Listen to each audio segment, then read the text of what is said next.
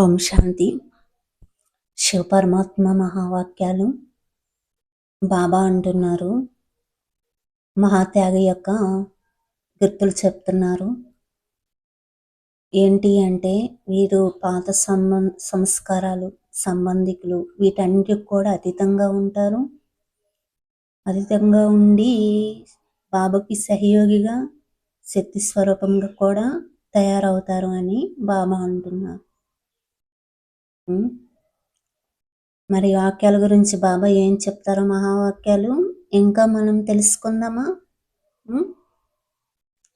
మహాత్యాగి సదా సంబంధం, సంకల్పం మరియు సంస్కారాలు అన్నిటిని పరివర్తన చేసుకునే ధైర్యము మరియు ఉల్లాసంలో ఉంటారు. పాత ప్రపంచంతో, పాత సంబంధాలతో సదా అతీతంగా ఉంటారన్నమాట.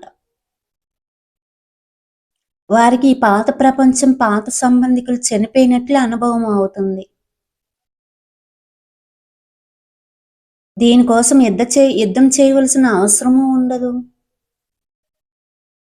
నా సంబంధికులు ఇలా ప్రతి విషయంలో కూడా సదా స్నేహి, సహయోగి, సేవదారు, శక్తి స్వరూపం యొక్క స్థితిలో ఉంటారు. ఇక ఏమి మిగిలిపోతుంది?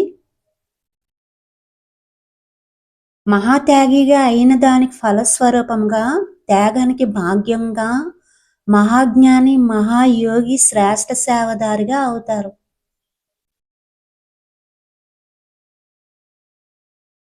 ఈ భాగ్యం యొక్క అధికారాన్ని అక్కడక్కడ వ్యతిరేక నశ రూపంలో ఉపయోగిస్తుంటారు.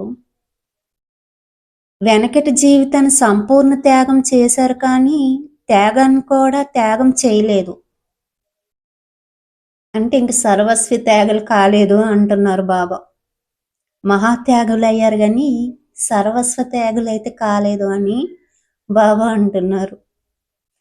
ఇనప సంఖ్యలను అయితే త్రెంచేసుకుంటున్నారు. ఇనప స్థితి నుండి బంగారు స్థితిలోకి వస్తారు, కానీ పరివర్తన అయిన బంగారు జీవితం యొక్క బంగారు సంఖ్యలలో అక్కడక్కడ చిక్కుకుపోతున్నారు.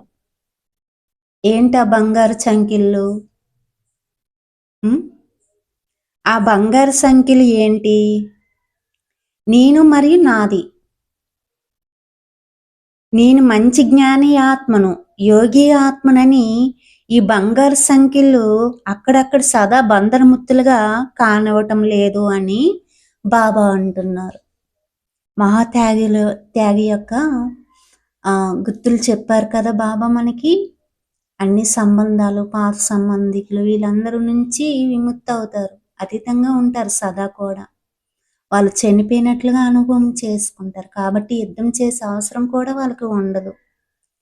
కాబట్టి శక్తి స్వరూపంగా అవుతారు, సేవదారులుగా అవుతారు, సేవదారు శక్తి స్వరూపం యొక్క స్థితిలో ఉంటారు అంటున్నారు బాబా. కానీ బంగారు సంఖ్యల్లో చిక్కుపోతున్నారు. ఏంటవి? నాది, నేను అని. దీని నుంచి బంధనముక్తులుగా కాలేకపోతున్నారు అని బాబా అంటున్నారు.